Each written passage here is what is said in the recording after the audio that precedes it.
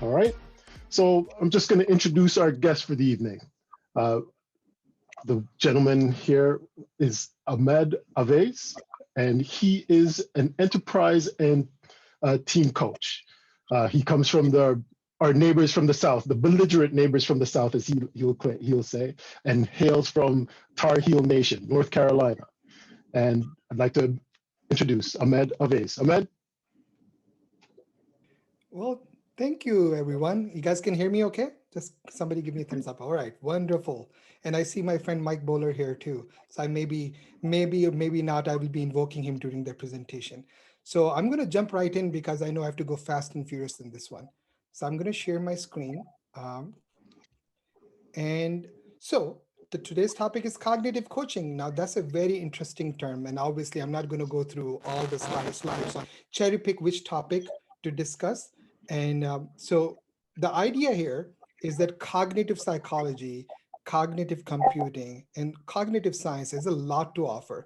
And it's actually breaking some of the previous thoughts that we had. Their progress can only go linear. There's only one way. You can only tap into the conscious brain. But now we're figuring out there's ways to tap into the unconscious part. And it does not have to be linear growth. It could be an exponential growth, but you have to be thoughtful about it. And I have been studying with this gentleman named Kazuyoshi Hisano, who studied with Lou Tice and Dr. Hideto Tomabechi, and my own mentor, Norman Boda, who published this last book. So he's published hundreds of books. He passed away in December. He's the one who introduced me to cognitive coaching and Hisanosan. And I recommend that you guys get this book. This is the last book that was published by Norman. And you know, it's most of the core material, elements of it that I'll present from it today in this fast talk. I'm not going to go through, introduction, but I want to get you to at least something. I want you to walk away with something practical, or at least a teaser that you can know what should you study next or apply next. It's all about, for me, practical neuroscience. Like, what are the practical stuff that you can start applying in your life and see immediate benefits to? So one of the quotes my teacher Norman Bodak he would share with me, comes from the Buddhist tradition, is that the mind is a beautiful servant but a dangerous master. And you know what? The mind can be easily deceived. If you don't believe that, just reflect on what has happened in the past year or recently in some of this insane things that have happened in these belief systems, these conspiracy theories. This is the blueprint of exponential world. And it's better that we take back control of some of these things. And 50,000, like for example, 50,000 messages being fired onto our brain. Why not we start taking control of some of those things consciously? Not going to go into this. One of the takeaways for you is to learn about the life of Dr. Marian Diamond and the impact she's made in everybody's life in practical neuroscience. She also passed away at the age of 91 just a few years ago. There's a lot of materials available. Her documentary, My Love Affair with the Brain, has a lot for you to offer for you. So I'm not going to discuss more about it, but I think Marian Diamond is, if not the best, one of the best sources for this work. All right. So when people are feeling bad, like from the economy or from the environment or for so many factors, there's two ways to look at it. You could say, oh man, the economy is bad. Or you can say, well, we have a lot of opportunities in front of us. And this is like the same thing is happening to both of them. They're in different boats, but they're all in the same storm. But one person is just having these negative thoughts bubbled up, and this other person is like, oh, what can I exploit? Imagine what will happen to them. And what I want to share with you is your mind can be tricked, but in positive ways as well, right? Your reality is formed in your mind. So what your reality is, or what you perceive as reality, is going through multiple filters. And there's ways to address that a positive way and a positive change. So what I want to do next is I'm going to stop momentarily. We're all going to do this. And if you can turn on your cameras, it'd be great. If you're trying to conserve bandwidth, that's perfectly okay. But I will love you for you to follow along with me. So what I want you to do is hold up your hand like this, put your thumb inside, and then wrap it around with your rest of the fingers. Now, what you see here is Dan Siegel's model for the brain, right? What you see outside, this is the brain stem, the arm is the brain stem. The top part is your neocortex. And the thing, the thumb hiding inside, that's the limbic system, also known as the lizard brain. It's very rapid, rapid. So you're, whenever, the wrong president gets elected, or, riots are happening, or you lose your job, this is what's happening. Your top blows off, right? Anything bad happens, right? That system gets deactivated. And if you need to get practical tips on how to get it reactivated, get a hold of my friend Mike Bowler. He has plenty to offer, right? But this happens to you all the time. So, and what happens with this limbic brain? Fight, flight, freeze, right? What we need to do is consciously bring this guy back and be calm, in control, present, and enjoy. And gratitude is still a choice. So there's not one type of system in your brain. There's two types of systems in your brain. And it's better that you understand that these things exist, and there's a lot of concrete science behind it. And another reference to Mike Bowler, if you think you only have one brain, talk to Mike Bowler. There's two other brains, right?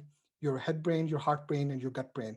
Not in this particular topic, but there's a lot of studies on how you can practically use that too.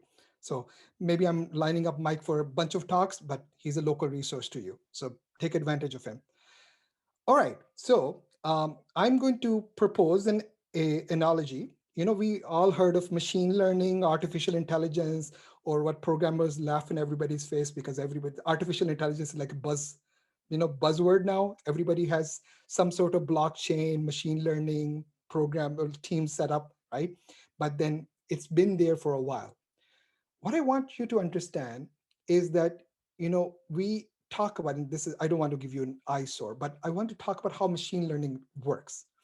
First of all, the purpose of machine learning is to make machines think like humans, match patterns like humans, make decisions like humans. And the way we kind of train them is we give them supervised learning. We'll give them a solved problem and see if it can get to that classification regression method, and they always get the correct answer. Then once it's sufficiently trained, we start to feed it unsolved problems. And it starts to cluster and match patterns that get better and better and better at it, right? So that is artificial intelligence. My question to you is, did you know that your mind craves unsolvable problems? And when was the last time you gave it an unsolvable problem? Or you're sitting relaxing in your comfort zone in the safety of knowing the devil you know versus things that are way outside of your comfort zone? Because the mind, it wants to process. And if you're not giving it sufficient challenge, Dr. Marian Diamond has 5 things. If you YouTube search Marian Diamond's 5 things to grow your brain, you'll find the answer right there. I'm not going to tell you here, but there are things that you can do to stimulate that, right? So if we know machine learning works, and TikTok and WeChat and all these platforms are exploiting you, and there's a whole ethics conundrum going on, right?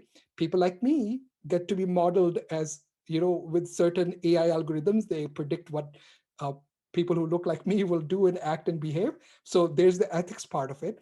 But I want to say that machines are getting smarter and smarter, but are we attempting to make our own real intelligence more useful and powerful? Because I do believe that every single one of us is a genius, but the type of genius is different. And it's not trivial. It takes a little bit deeper exploration. You do clean language or you do some other mechanism, but you find ways to tap into harnessing that knowledge and that brilliance that's inside.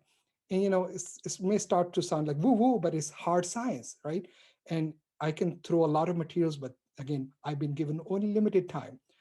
So, and I like to refer to a Canadian. So this gentleman, Dr. Luc, and I don't know how to say his last name. It's a French last name. So apologies, any French Canadians, they can help me. But this gentleman has also pursued relentlessly and making it practical. So again, this is another Canadian gentleman who's very useful in this industry. I'm just going to, tease you in, but you may want to learn about his work and how he's using this. See, the thing is, we stopped being, I'm going to stop sharing again. We stopped being just vanilla humans the moment we put supercomputers in our pocket. So you're already kind of extended out to something else, but might as well embrace it and see what you can do with it. And how do we use that to understand better what opportunities are there and what exponential paths that you can create yourself. And the way you do it is not by self setting lower level goals, things that are completely outside of your area. And there's more to it than I can present here. Each one of these topics are probably 90-minute talks or like 90-minute sessions. But I want you to at least, so the book, the video, Luke's work, there's a lot of stuff there. And I think I'm running on time. um, the last thing I want to say, and I'm not going to go into comfort zone and growth zone and the mechanisms, this 3 pound mass that you have on the top, top compartment of your body, it can conceive a universe of 100 billion light years across. And Dr. Marian's famous statement, it could be interpreted in many ways. It is just flooding information. And when you understand that this is there for you to tap into, to add harness, there's so much more. A brand new type of world opens up to you, and the opportunities are endless. So I think I'm on time. I'm not. If somebody talks about resources, we'll talk about it. But I think this is the point. I shut up and I can answer any questions you have. Yeah, no, this certainly isn't the point you shut up, Ahmed. This is just the point that we're going to ask you some really tough questions. Folks, for Yay! those of you on the call who haven't participated in this before, this is an open Q&A session at this point. So please feel free to throw a question in the chat window or put up your hand or something if you do have a question, and I'll certainly get to you. A few people have already obviously been to Quick Talks before because I've got a few questions that have been sent in to me, Ahmed, to pose to you. But I'd love to just get an idea of how you got started in this in the first place. There's a couple of people who have asked this because this seems a little bit out of the norm of what a typical enterprise and team agile coach often gets into. Yeah, sure. And I think, and I've shared this with many people. Like 12 years ago, I mean, I have an engineering background. When I say engineering, electrical engineering, but I've coded in Fortran 77 at assembly, right? So that's kind of the like really the old style computational, but not typical CS background. 12 years ago, I walked into a meetup, and there was a few gentlemen who were talking about Scrum, right? And that just changed my life because I was just curious at that point. That changed my life. That changed the course of what I do, and just think the power of that meetup that opened a path to immediately that year attending the very first open space event, which all was alien to me. And since 2008, I'm probably the heaviest consumer of open spaces. And in those open spaces, I've had encountered people from clean language, I've encountered people from executive coaching. And there's so Norman Bodek is a native, was a native of Vancouver, Washington. So I got connected with him, actively sought him to be my mentor, and he put me on the path of becoming a Harada coach. Some of you may have heard of Harada coaching. He was my Harada coach for many years. I co-taught some classes with him. He's the one that he introduced me to Hisano. Then I went deep into that translation work. So it was more about, there was never a straight line for me, right? But me, 20 years, I mean, again, technical background, but 12 years ago, my path changed significantly. And I give it back to the community for creating that space, that free event that changed my life forever. That's fascinating. Yeah. Do you have an example that you could share with us of how you've applied this knowledge in a coaching situation? Sure. You mean this cognitive coaching stuff or Yeah. other? Okay, so there's a very wide tool belt. So normally I have active students, and so for example, and I can't share their designations, but some very senior leaders who I do a 10-week long program with. So I offer this. We meet week. Wow, you can every week or every other week over a period of 3 months, and we have typical coaching sessions that are, if you're familiar with executive coaching, whatever the agenda of the client is, then we build a common backlog, we work through it, except that all the methods are not coming from ICF, but rather from the practical neuroscience, cognitive coaching side of things. So the people I studied with. But there are one-to-one sessions that I still actively conduct. I've been conducting through Harada, and now I'm conducting through cognitive coaching at work and even outside of work. What have some of the impacts been of you using some of these techniques and approaches with some of the leaders? Obviously, without mentioning any of their names, right? We don't want to put Mark Zuckerberg, for example. We don't want to out him as somebody that you coach. But I'm kidding. Just if kidding. But I'm just wondering, what have some of the outcomes been with some of these people that you've engaged with? Well, it's fascinating because, so I have come to believe that, what energizes me is meeting interesting people. And I am endlessly fascinated. I mean, Jeff, you and I go back some time too, right? So we have, hundreds of hours put into coaching, team coaching or individual coaching, right? So after some time, new patterns emerge. What I find fascinating is I always do a 5-week check-in. Are we getting value out of this? Are we anywhere close to the problem you sought me for, right? Or what has occurred to me? And with 100% accuracy, they say that and so much more that they were not even thinking about, right? So, and it's a natural progression. What the original problem was, hey, I'm really bad at visioning now, right? Can you help me? I have a staff of 10 people. I have no confidence. I feel distant to them. I don't know what's going on. So, executives have that, a lot of pressure and capacity issues going on with them.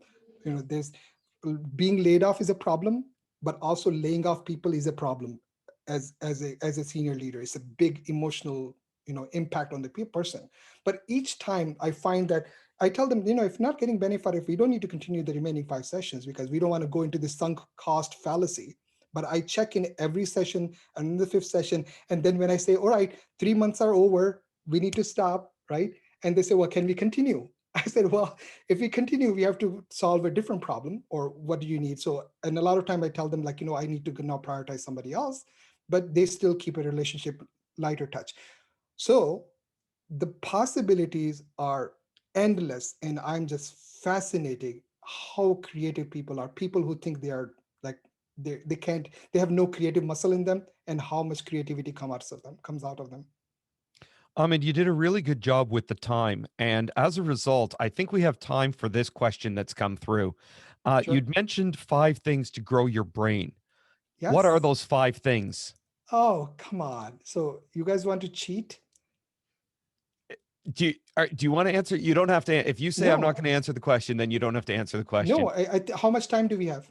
You've got about 10 minutes, but right. There are other questions. So why don't you take Can you do this one in 3 or 4 minutes? I feel generous, and I'm going to play a clip of Marian Diamond, which is, I think, a couple of minutes long instead, because she is one of my favorite people ever, right?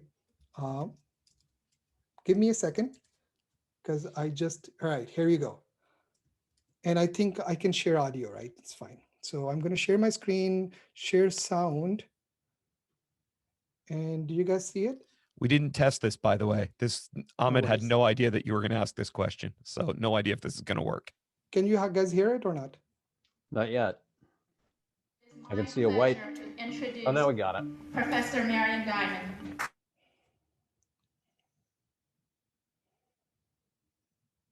We were hearing it. It seems to have stopped now. No video either. Is it stopped? Yeah. How about now? How many have studied human brains? Yeah. Yes. Okay. Oh, yeah. Keep going. How many have seen a human brain? No For video, those though. who haven't seen a brain, That's okay. well, when you see a lady with a hat box, you don't know what she's carrying, do you?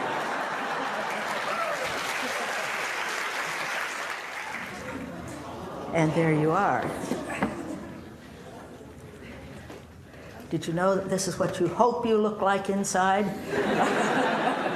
The major parts, you see, the cerebrum, these deal with higher cognitive processing. For you to be thinking about what you want to do this evening, it may be coming out from your frontal lobe. Then you have a little brain, the cerebellum. How many of you have heard about a cerebellum? Things are just flooding onto my brain right now to share. The marvelous things that this brain can do. This 3-pound mass that sits in there.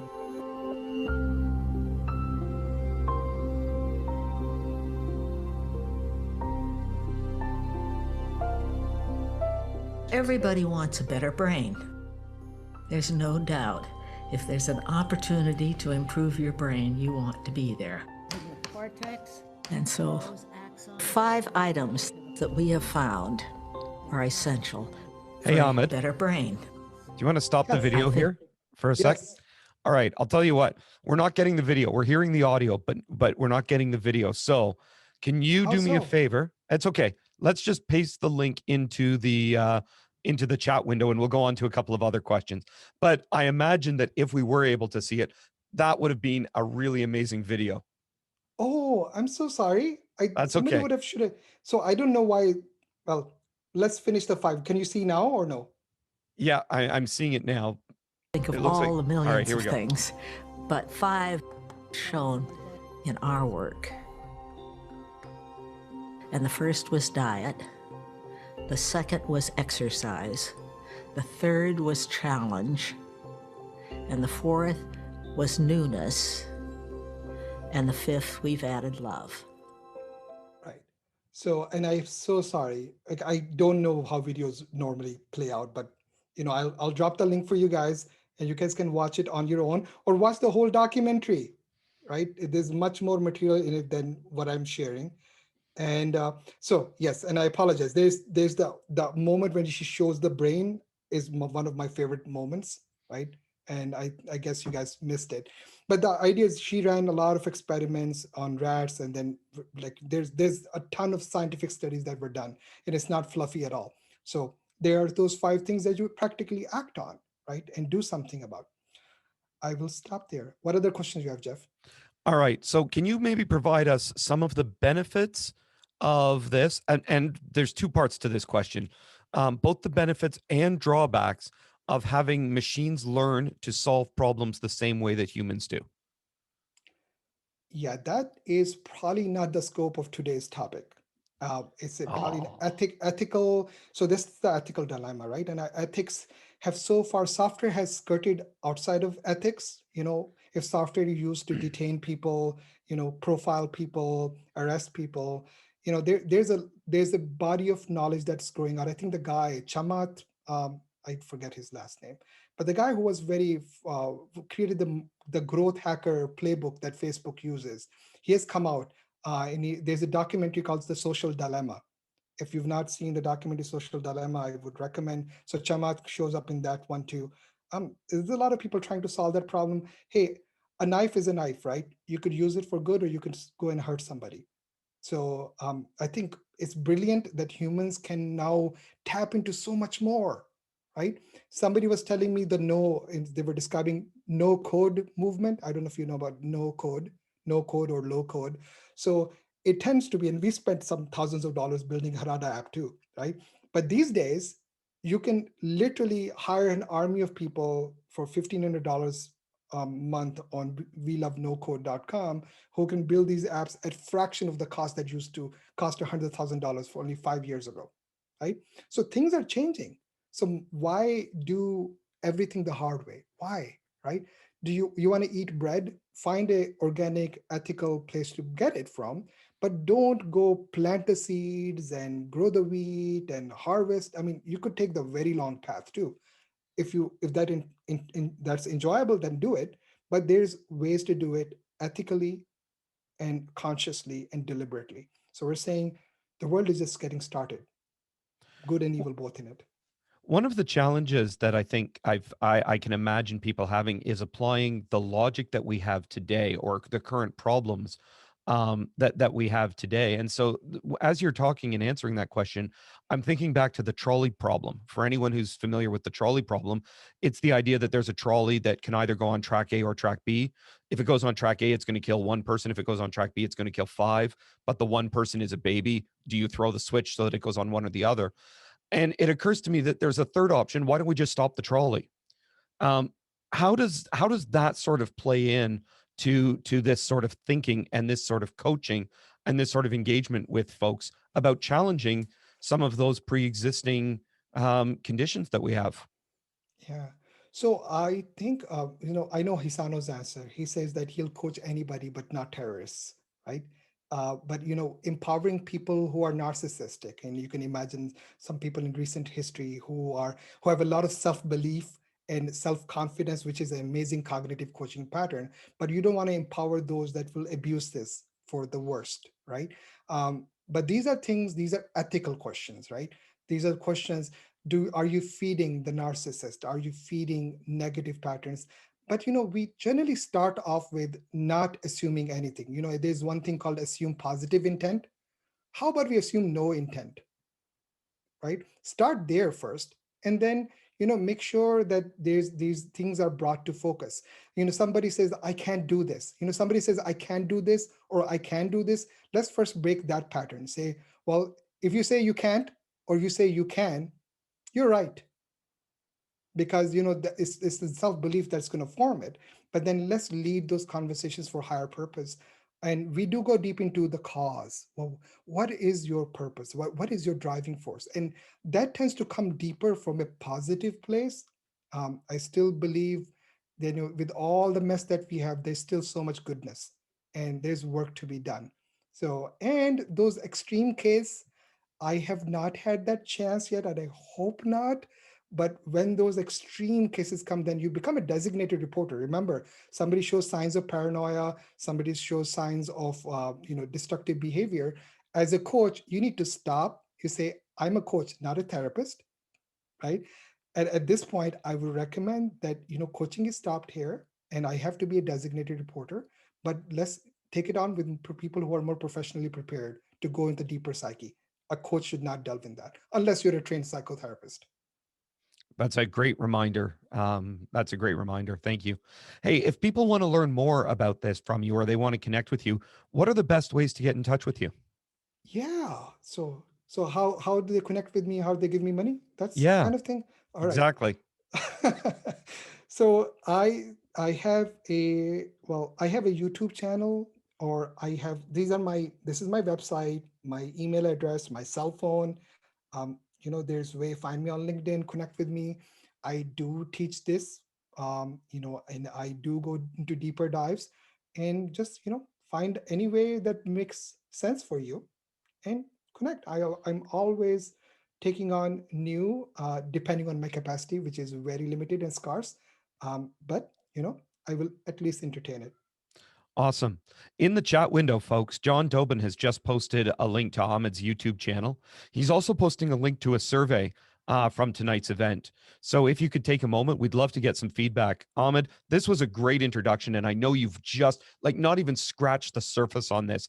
There is so much more I know we could dig into, but you've provided us with a great avenue and a great entry to finding out more and learning more about this, and being able to connect with you for that. So thank you very much for doing that. Yes, absolutely. And I see Anne-Marie Kong and Mike Bowler. So at least two people I know who play in this area.